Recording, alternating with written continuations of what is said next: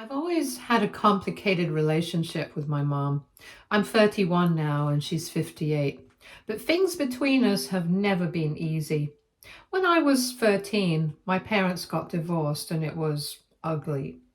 My dad caught my mom cheating with a coworker, and everything pretty much fell apart after that. There was a lot of fighting, especially over money and custody. In the end, I decided to live primarily with my dad, which definitely put a strain on my relationship with mom. My dad was the definition of hardworking. He built a successful construction business from nothing and always made sure I had everything I needed. He supported me through college, always had my back, and was just an all around solid guy. My mom, on the other hand, was all over the place. She went from job to job, relationship to relationship, and was never really consistent in my life. She'd disappear for months and then suddenly show up acting like we were super close. It was exhausting, but I tried to keep some kind of relationship with her because at the end of the day, she's my mom. 2 years ago, my dad passed away unexpectedly from a heart attack. Losing him was devastating. He was my rock, and suddenly he was just gone. When his will was read, it was clear that he had left everything to me. His house, which was fully paid off, and his business, which I've been running with the help of his longtime employees. My younger half brother, who's 24 now, and from my dad's short second marriage, got a small cash inheritance. My mom wasn't mentioned at all, which wasn't surprising given how their marriage ended. After my dad died, my mom suddenly started showing up in my life a lot more. She called me regularly, invited me out to lunch, and seemed really interested in reconnecting. At the time, I was grieving and honestly just appreciated having some family around. She told me she had regrets about the past, about how things went down with my dad, and that she wanted to make things right with me, and I believed her. About 6 months ago, she announced that she was engaged to Robert, her boyfriend of 2 years. I'd met Robert a few times, and he seemed like a decent guy, quiet, polite, nothing bad to say about him. My mom was over the moon, diving headfirst into wedding planning. She kept saying she wanted something small but elegant, nothing over the top. Then the hints about money started. She'd casually mention how expensive weddings were, how she wished she could afford a nicer venue, a better dress, or professional photography. At first, I brushed it off, but after hearing it enough times, I finally offered to help. I was doing okay financially, running my dad's business, and I figured this was a way to support our improving relationship. So I covered the venue, photography, and her dress, which ended up costing me a little over $15,000. During the whole wedding planning process, she seemed really grateful. She asked for my opinion on decorations, music, even her dress, which made me feel like we were finally building the kind of mother-daughter bond I'd always wanted. She even asked me to be her bridesmaid, and honestly, that meant a lot. For the first time in years, I thought maybe things were finally changing between us, that maybe we could have a real relationship again. The wedding day finally arrived and everything went off without a hitch. The ceremony was beautiful, the decorations were perfect, and the reception was lively. Everyone seemed to have a great time, and I was genuinely happy for my mom. I even gave a heartfelt toast, wishing her and Robert a lifetime of happiness. When she hugged me afterward and told me how much it meant to her that I was there, I felt good about everything. Sure, I had spent a significant chunk of money on the wedding, but at least Mom seemed genuinely happy. That made it worth it, at least. That's what I thought at the time. About 2 weeks after the wedding, Mom called me up. Sounding excited, she told me the photographer had finished editing the wedding pictures and had sent over the final versions. She forwarded me the link to the online gallery, and I couldn't wait to see them. I had paid extra to hire one of the best photographers in the area, and I was eager to see how beautifully the pictures had turned out. But the moment I opened the link, my heart dropped. I scrolled through photo after photo searching for myself, but I wasn't there. Every single picture where I had been present had been either cropped, altered, or edited to remove me. Even in large group photos, I had been carefully erased. Candid moments where I was caught in the background had either been replaced with other guests or adjusted so that I wasn't visible. The only pictures that still had me in them were a couple from the ceremony itself, and even in those, I was awkwardly pushed to the very edge of the frame as if I was an afterthought. I sat there in disbelief, my stomach twisting. I had poured my time, effort, and a lot of money into making this wedding happen. I had thought Mom and I were finally repairing our relationship, that this was a fresh start for us, and yet when it came time to capture these memories, she had gone out of her way to erase me as if I hadn't been there at all. Shaking, I picked up my phone and called her immediately. I needed to hear her explanation. Maybe there had been a mistake, miscommunication with the photographer. Maybe there was some kind of reasonable explanation. But when Mom answered, her response left me speechless. She calmly explained that the wedding was about new beginnings and she wanted the photos to reflect that. According to her, since I was a product of her past marriage, the one that had ended in betrayal and divorce, it didn't feel right to have me featured in the documentation of her fresh start with Robert. She told me she didn't want to be reminded of her old life, and since I was connected to that, she had decided it was best to minimize my presence in the wedding album. I was stunned. I reminded her that I had paid for the photographer, along with the venue and her dress. I had done everything I could to support her on this day, and she had erased me like I didn't even exist. Her response? Oh, I thought that was a gift without strings attached. I didn't realize you expected to be featured in my wedding photos just because you contributed financially. I could feel my blood boiling. This wasn't about money. It was about respect. I had supported her, been there for her, and in return, she had literally removed me from the memories of her wedding. The conversation quickly escalated into an argument.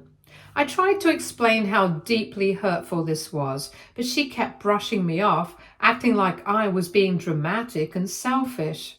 She insisted that this was her wedding, her memories, and her decision to make. Eventually, she gave what felt like the most insincere apology ever.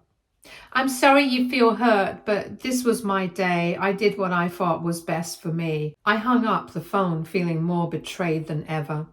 But it didn't stop there. A few days later, I started hearing from mutual family friends that Mom was telling people I was stuck in the past and unable to accept her happiness. She painted herself as the victim, claiming that I was overreacting and trying to make her wedding all about me. Conveniently, she left out the part where I had covered a huge portion of the costs and had been erased from the photos like I never existed. As if all of that wasn't bad enough, Mom called me again shortly after, and this time she had a new request, one that truly pushed me over the edge. When my dad passed, I had inherited his house. At the time, while I was still grieving, I had made an offhand comment to Mom about how I wasn't sure what I was going to do with it, and that maybe, just maybe, I would consider letting her move in since I already had my own condo closer to my work. That was said during a time of deep emotion without much thought, and it was definitely not a firm offer. But now, after everything that had happened, Mom was acting like it was a done deal. She told me that she and Robert were looking to downsize from his place and that Dad's house would be perfect for them. Not just for them, but for Robert's two teenage kids from his previous marriage who split time between their parents. The audacity of that request was beyond anything I could have imagined. She had cheated on my dad, divorced him, barely been in my life, erased me from her wedding photos, and then spread lies about me to family and friends. And now she thought she could just move into the house my dad had left to me with her new husband and his kids.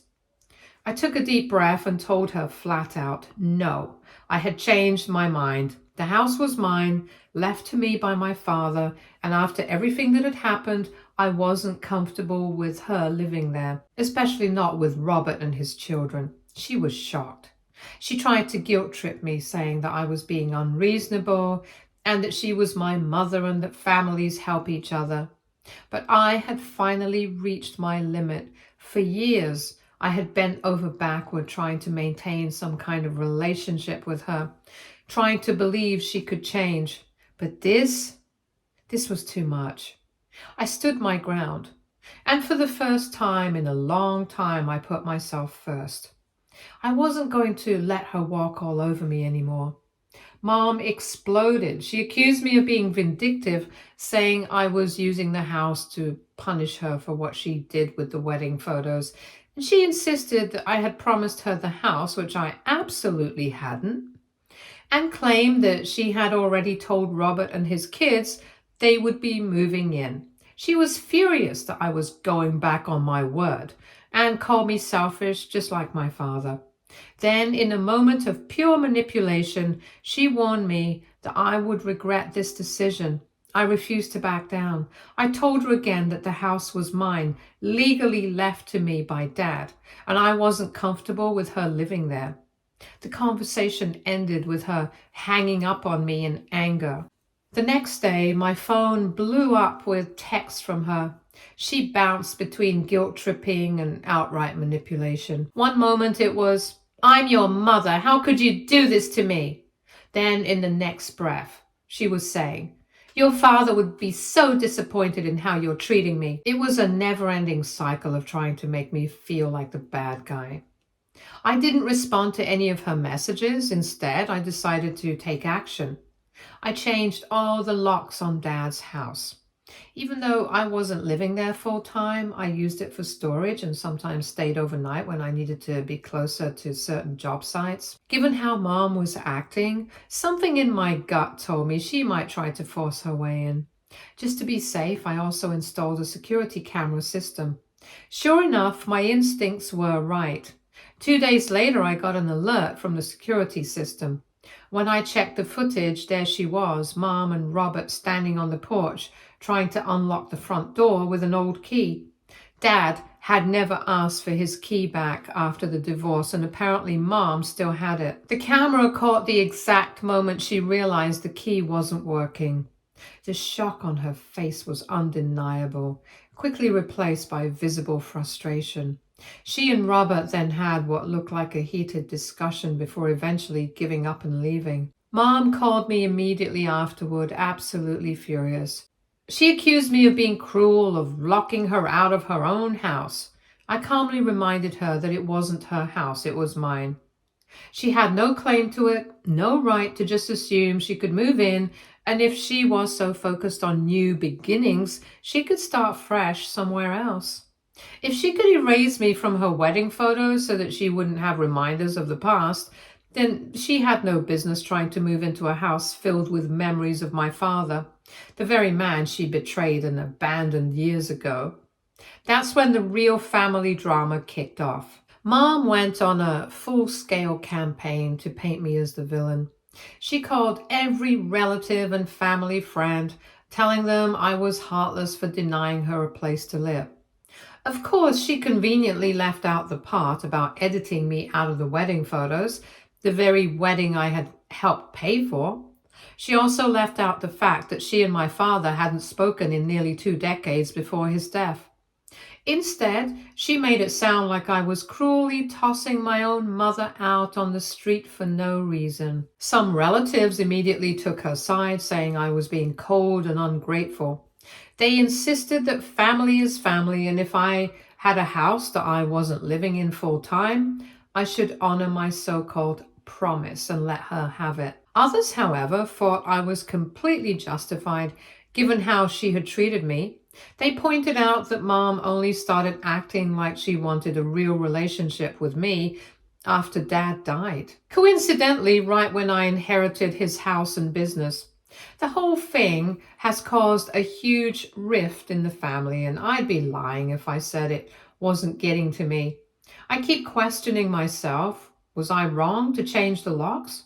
Was I being petty for not letting her move in, considering everything that happened with the wedding photos?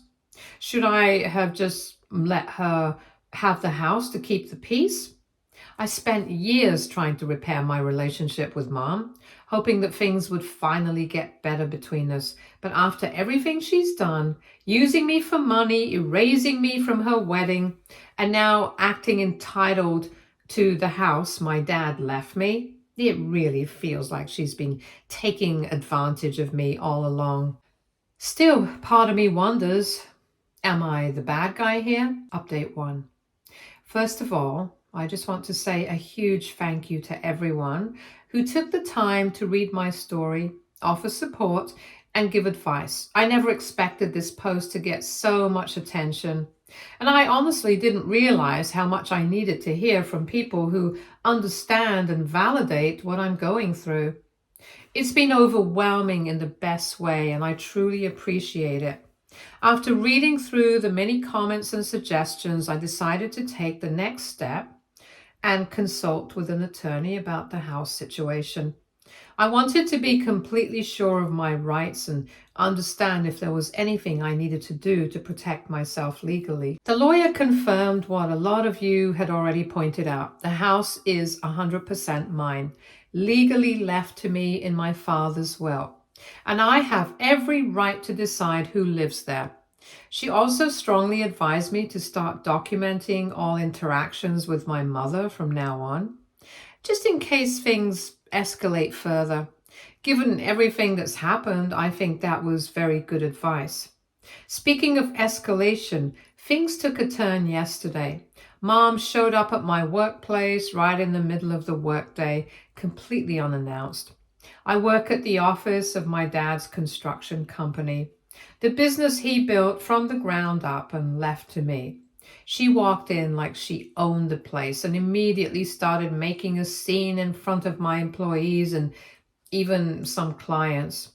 She was loud, angry, and demanding, insisting that I honor my word and give her the house like I had promised. She actually accused me of trying to sabotage her new marriage by refusing to let them move in, saying I was leaving them homeless, which is completely ridiculous.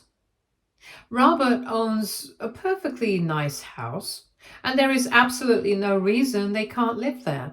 This isn't about needing a place to stay. This is about her wanting to take something that was left to me and feeling entitled to it. I stayed calm and asked her to leave, but she refused. She just kept going, getting louder and drawing more attention. It was embarrassing, frustrating, and honestly just so disappointing.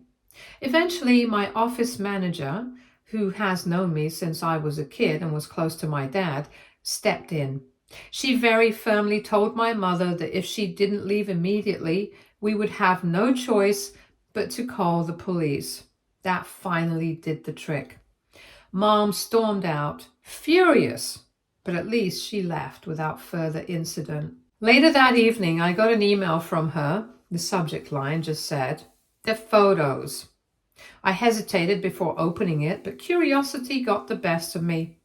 Inside was a link to all the original unedited wedding photos, the versions before I had been cut out. At first, I felt a little relieved, like maybe this was some kind of olive branch. But then I read the message she attached, which said, "Here are the photos you paid for. I hope now you can see reason about the house." No apology. No acknowledgement of how hurtful it was to erase me from the wedding pictures in the first place. Just another manipulative move to try to get what she wants. It didn't feel like an attempt to make things right. It felt like a calculated move to guilt me into giving her the house. Meanwhile, she's still going around telling family members that I had promised her the house. and that I'm being cruel by changing my mind. She's conveniently leaving out all the important details, like the fact that she only started reconnecting with me after Dad passed and left me his assets, or that she erased me from her wedding photos after I paid for them. It's frustrating to hear how one-sided her version of events is, but thankfully, not everyone is buying into it. My aunt, Mom's own sister, called me recently to try and mediate the situation. I was expecting another guilt trip, but instead, she just asked to hear my side of the story. So I told her everything. I explained the wedding photo situation, how Mom had suddenly become present in my life again right after Dad passed, and how she acted entitled to a house that wasn't hers. By the end of our conversation, my aunt was stunned. She admitted that Mom hadn't told her any of that and said she understood why I was standing my ground. And that's exactly what I'm doing, standing firm on my decision. But I won't lie, this whole situation has been incredibly stressful and it's taking a toll on me. So I've started therapy to help process everything. My therapist pointed out something that really hit home. This isn't just about the house. This is about a lifelong pattern of me struggling to set boundaries with my mother. She's been walking all over me for years, and this is my opportunity to finally stand up for myself. It's not easy, but I know it's necessary. For now, I'm keeping my contact with Mom to a minimum. I don't think cutting her off entirely is the right move at this moment, but I'm definitely not engaging with her drama anymore. My priority is running Dad's business, focusing on my own well-being and deciding what to do with Dad's house long term. I haven't made a final decision yet, but I'm considering a few options. Whether to sell it, rent it out, or maybe even move into it myself one day.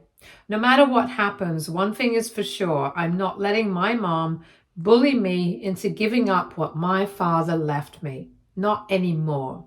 Update 2. Things have escalated in ways I could never have imagined. Yesterday, I received a formal letter from an attorney representing my mother. The letter claimed that she had an equity interest in my dad's house because she and my father had purchased it together during their marriage. This was despite the fact that their divorce settlement and Dad's will clearly stated that the house was his alone. It felt like a blatant attempt to pressure me into giving up the house. As soon as I read the letter, I forwarded it to my attorney. She reviewed it and reassured me that my mother had absolutely no legal claim to the house. My father had fully owned it after the divorce, continuing paying the mortgage by himself for years and ultimately left it to me in his will. My name is the only one on the deed, and legally there's no argument she can make that would hold up in court. My attorney called it nothing more than an intimidation tactic and told me not to worry, but it was still unsettling. What made things even worse was that later that same day, my mother's husband Robert showed up at my dad's house again. This time, he wasn't alone. He had a truck with him and some empty boxes in the back. My security cameras caught him walking around the property, looking through the windows, even trying the back door. When he realized he couldn't get in, he pulled out his phone, made a call, which I can only assume was to my mother, and then stared directly into the security camera before leaving. The whole thing felt incredibly unnerving, like he was trying to send a message. I called my attorney again to update her, and she advised me to consider filing for a restraining order. I'm not sure I want to take that step just yet, but I did report the incident to the police so that there's an official record of it. I also went ahead and upgraded the security system on the house. Now, in addition to the cameras, I have motion sensors and additional surveillance set up. I refuse to take any chances with this situation. Meanwhile, the family is completely split over all of this. My mom's side is largely taking her side, which doesn't surprise me, though A few relatives have privately reached out to say they think she's in the wrong, but don't want to say so publicly. On the other hand, my dad's siblings and extended family are 100% backing me up. They know what my mother is like, and they've been incredibly supportive through this whole ordeal. One of the most surprising things to come out of all this was a phone call from my half brother, dad's son from his second marriage. We've never been particularly close, but he reached out to let me know that he fully supports me. Then he dropped a bombshell. I found out that when Dad passed away, my mother had actually tried to contest his will. She attempted to claim part of Dad's business and assets, supposedly on my half-brother's behalf, even though he wanted nothing to do with it. He had refused to be involved, which I had never known until now. Learning this made everything click into place. It became painfully clear that my mother's sudden desire to reconnect with me after Dad's death had never been about repairing our relationship. It was about money all along. I'm exhausted by all of this. It feels like a never-ending battle, and I hate that it's come to this. But I'm also more determined than ever not to let her manipulate or intimidate me anymore.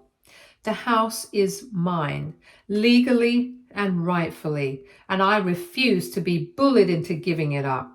If she and Robert continue pushing, I'll do whatever I need to do to protect myself and my home. Update 3.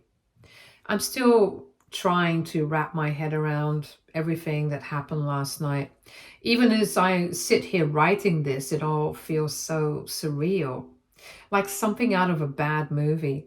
I never imagined things would escalate to this level, but here we are. Last night, around 8 p.m., I got a frantic call from one of the neighbors who lives near my dad's house. She sounded panicked as she told me that there were multiple police cars and a fire truck parked outside. My heart immediately started pounding. I grabbed my phone and tried to check the security cameras, but every single feed was offline. That's when I knew something was seriously wrong. Without a second thought, I jumped in my car and drove straight there as fast as I could. When I arrived, my stomach dropped. There were flashing lights everywhere, police officers talking to neighbors, firefighters walking around assessing the damage. One look at the house and I could see the shattered back window. I pushed my way through the chaos, desperate to find out what had happened. A police officer approached me asking if I was the homeowner. When I confirmed that I was, he pulled me aside to explain the situation. Someone had broken into the house and started a fire in the kitchen. Thankfully, the smoke detectors went off almost immediately, and one of the neighbors had called 911. The fire department had arrived quickly and was able to contain the flames before they spread beyond the kitchen. But there was still significant damage, charred walls, smoke damage, and ruined appliances. If the fire had gone unnoticed for just a little longer, the entire house could have been lost. As I was trying to process everything, the officer told me they had a lead on who might have done it. One of my neighbors had security cameras pointed towards the street, and their footage showed a very familiar car speeding away right after the fire started. It was Robert's car, my mother's husband, the man who had been pushing so hard for them to move into the house. I was still in shock, trying to make sense of it all when my phone rang. I looked down and saw Robert's name on the screen. I hesitated for a second before answering, and what I heard next completely floored me. Robert immediately launched into what sounded like a nervous, rambling confession.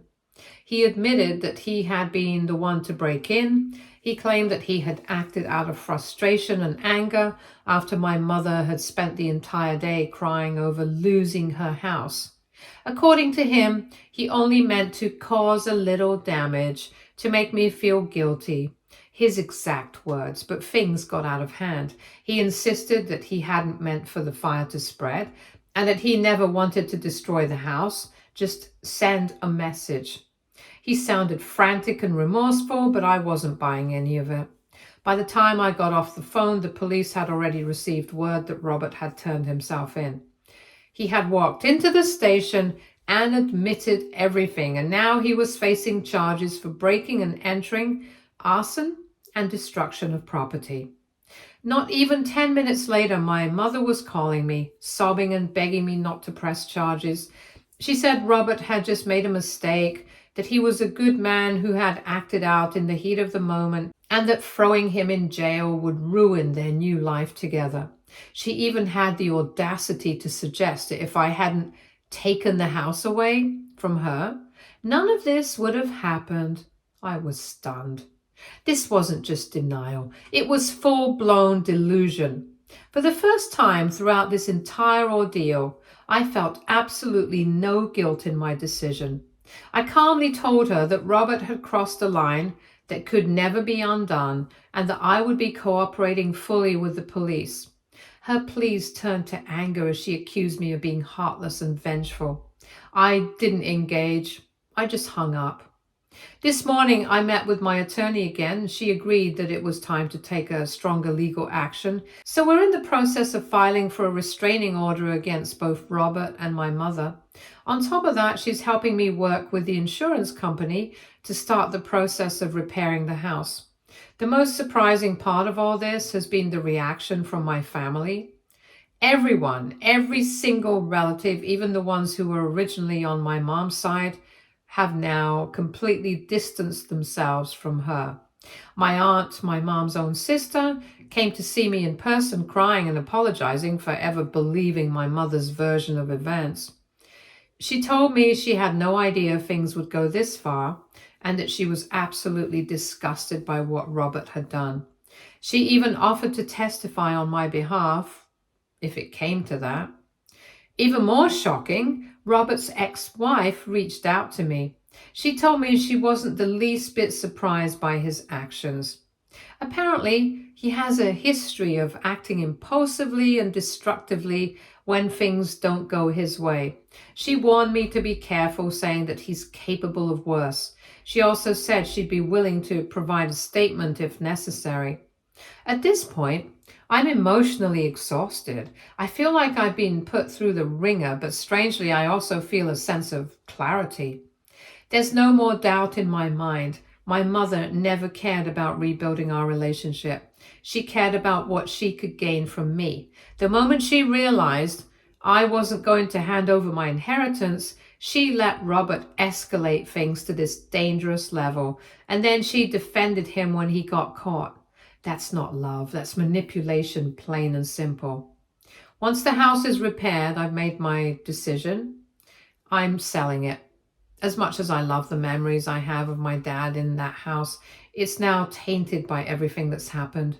I know my dad wouldn't want me to hold on to something that's become a source of so much stress and pain. I think he'd just want me to move on and be happy. As for my mother, I'm done, completely done. I have no intention of speaking to her again.